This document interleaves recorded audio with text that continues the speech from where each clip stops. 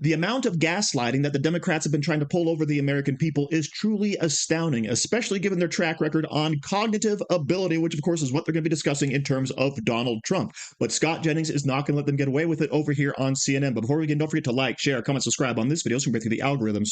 Here we go. Controlled neuroses is good. Being neurotic, no good. But if it's controlled, that's okay. I would look at a chair. The arm of a chair was very important to me. I said, I like that chair, but this arm has to be a different shape. They went into my wife's closet. Her undergarments, I want to use this, sometimes referred to as panties, are folded. Perfect. I think that she steams them. That was President Trump in North Carolina, delivering what was technically billed as an economic speech. My panel is here with me now. Scott Jennings. The tangents that we saw from the president were off of the affordability message that his team would like him to stay on. Look, the president for a long time now has done the weave. You know, he gives these speeches, he hits different topics, you know, and the crowds like it. It's what he does. I mean, he did hit affordability messages last night, and he's going to continue to hit messages about what the Republicans are doing and his plan versus the hole the Democrats left us in. But this is the way he does his rallies, and the people like it, and so I don't think it's going to change. From my perspective, the rallies, you're right. He always kind of does this weave. He sort of goes all over the place. So for me, what's more notable is this week, he did have a speech with a teleprompter. He gave an address to the country where he was talking about affordability. The problem that I think is not that he's not on the right topic, because now he's actually has shifted mostly to being on the right topic if he's talking about cost of living. My next step of advice for him would be to talk about it in the right way, which would be finding a way to acknowledge that even though he wants to champion what he thinks is a great economy, Americans aren't feeling it yet. If you have too big a disconnect on that question, it's going to turn out politically perilous for him. Acknowledge that there's a way to go. Acknowledge that people are not necessarily feeling great now. That's the only way that this affordability message is going to land with the types of voters that I think need to hear it. I don't know. I love my panelists that are here on this holiday season, but nobody acknowledged the fact that Donald Trump's old. Like, he's extremely old, and he is burgeoning on senility, and we can see that. And the fact that we just went through a president who went through that, and Scott and Kristen, they will not. Are you really going to try this today? They are not going to say anything without mentioning Joe Biden. Exactly. Exactly. Come on, Bakari. But this president is old, and that's what we're seeing. It's not unbelievable. It is. I mean, he's talking about undergarments, panties. He's talking about, it's not a weave. That's not what we're seeing. We're seeing somebody's old uncle.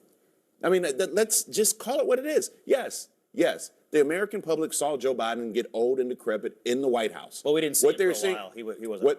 What they're seeing right now is Donald Trump doing the same thing. Let's just admit, let's call it what it is. Absolutely, he is old. I think there are questions about whether he's all there. I think that's a reasonable thing to ask, given what we've seen.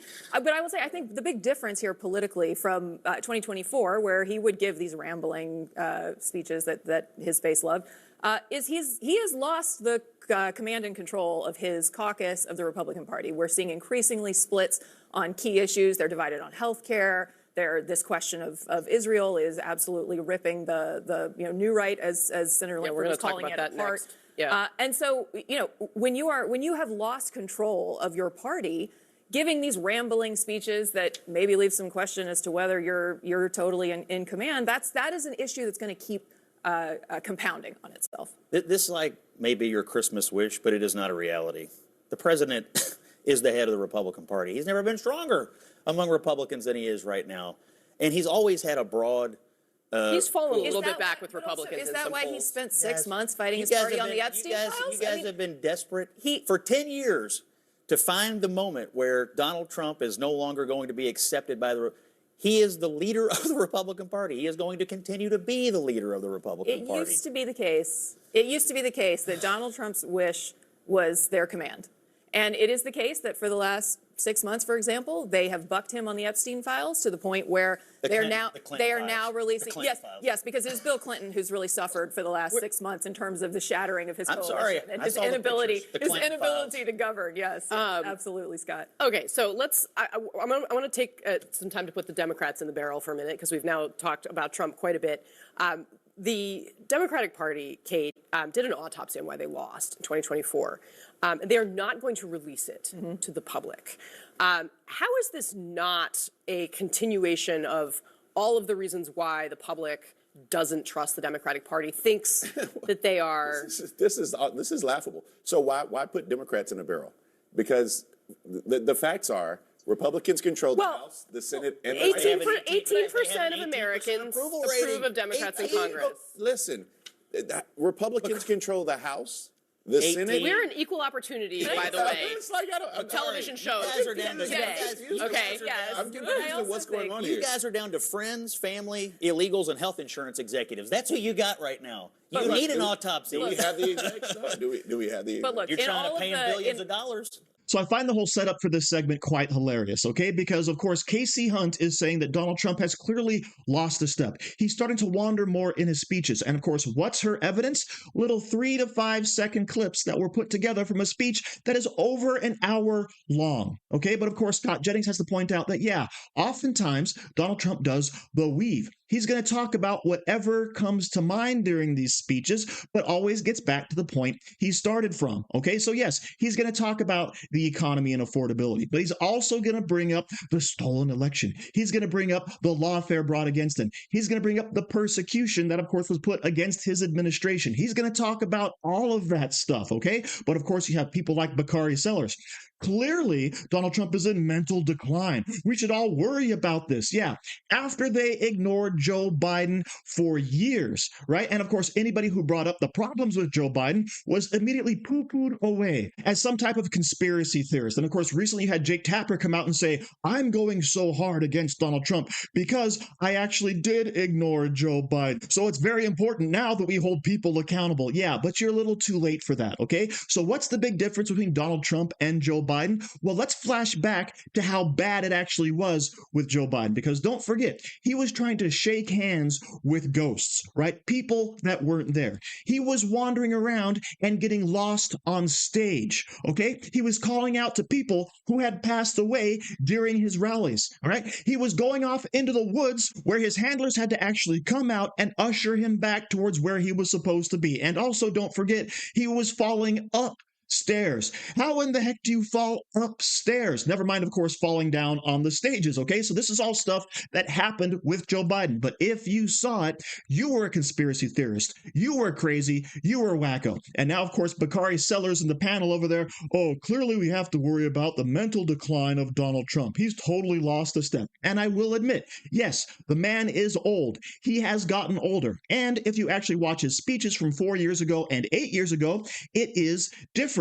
However, there's no signs of the cognitive decline that we saw in Joe Biden. All right, don't forget, many instances of Joe Biden sitting there in a crowd with his face completely frozen, totally lost in thought, no idea where he was. All right, this is all stuff that was clear for everyone to see. But now the gaslighting effect kicks in. And what do they want to say? Oh, Donald Trump's off his rocker. All right, we have to, of course, document this for the American people. So the double standard, of course, is clear. But then we have to break new ground, because what's really going on here, the Democrats are as unpopular as they have ever been. Record-breaking new approval numbers, 18% approval of the Democrat Party, okay? But of course, it's Donald Trump who's in the frying pan. It's Donald Trump who's losing support and control of his party, when as a matter of fact, he still has 85% approval in the Republican Party, and he's still at 45% approval overall. 85% approval, by the way, was from Reuters, and 45% approval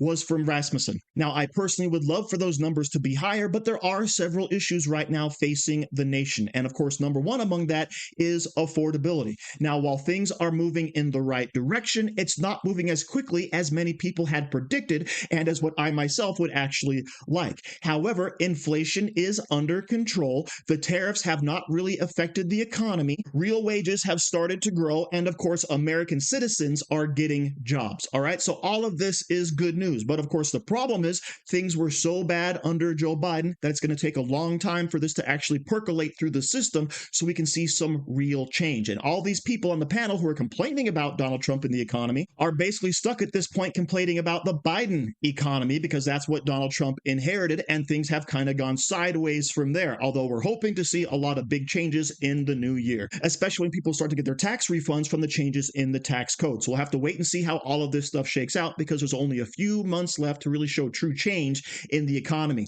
And if that happens, the midterms will be a breeze. But if it doesn't happen, we probably are in for a takeover from the Democrat Party in the House of Representatives. So thank you very much for watching. Don't forget to like, share, comment, subscribe, and say hi to your mom for me.